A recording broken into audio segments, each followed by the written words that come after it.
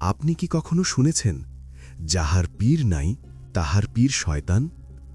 এই কথাটার আসল অর্থ কি? এটা কি কুরআনের আয়াত নাকি হাদিস? আজকের ভিডিওতে আমরা খুব সহজভাবে বুঝব পীর কাকে বলে, কেন একজন মানুষের একজন পথপ্রদর্শক দরকার, এবং এই কথাটির গভীর তাৎপর্য কি। পীর কাকে বলে? পীর শব্দটি ফার্সি ভাষা থেকে এসেছে। এর অর্থ হল অভিভাবক, শিক্ষক, গুরুজন, পথপ্রদর্শক। ইসলামের ভাষায় যিনি মানুষকে আল্লাহর পথে চলতে সাহায্য করেন, তিনি একজন মুর্শিদ বা ধর্মীয় পথপ্রদর্শক। পীর কথাটি কি কুরআনে আছে? কুরআনে পীর শব্দটি সরাসরি নেই, কিন্তু আল্লাহ বহু জায়গায় বলেছেন মানুষকে সৎ পথপ্রাপ্তদের অনুসরণ করতে হবে। যেমন সূরা নিসা ৫৯, হে মুমিনগণ, তোমরা আনুগত্য করো আল্লাহর, রাসূলের এবং তোমাদের মধ্যকার উলুল আমারের।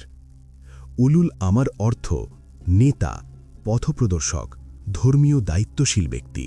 সূরা তাওবা ১১৯, হে মুমিনগণ, তোমরা সত্যবাদীদের সঙ্গী হয়ে যাও, অর্থাৎ সৎ লোকদের সঙ্গে থাকা, সৎ পথের অনুসরণ করা। সূরা আম্বিয়া ৭, যদি তোমরা না জানো তাহলে জ্ঞানীদের কাছ থেকে জেনে নাও। এখানে স্পষ্ট নির্দেশ, অজ্ঞতা দূর করতে আলেম ও সৎ লোকদের কাছে যেতে হবে। আল্লাহর ওয়ালি কারা?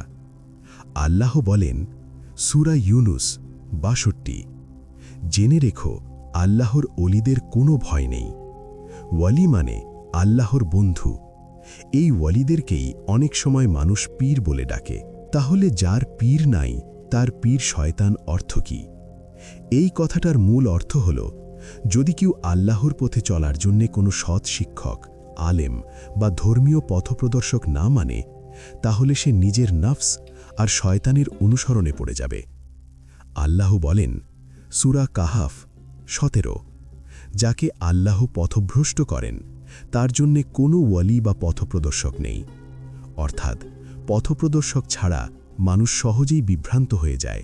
গুরুত্বপূর্ণ সতর্কতা, সবাই পীর নয়, সমাজে ভণ্ডও আছে। তাই ইসলাম বলে ১. আলিম হতে হবে কুরআন সুন্নাহ অনুসারী। ২. চরিত্রবান ও সত্যবাদী হতে হবে। ৩. দ্বীনকে ব্যবসা বানানো যাবে না। সুতরাং যাহার পীর নাই তাহার পীর শয়তান, এটি আয়াত বা হাদিস নয়, বরং একটি সতর্কবাণী। মানুষকে সৎ পথের শিক্ষক ও আল্লাহওয়ালাদের সঙ্গে থাকতে হবে, না হলে শয়তান তাকে পথভ্রষ্ট করবে।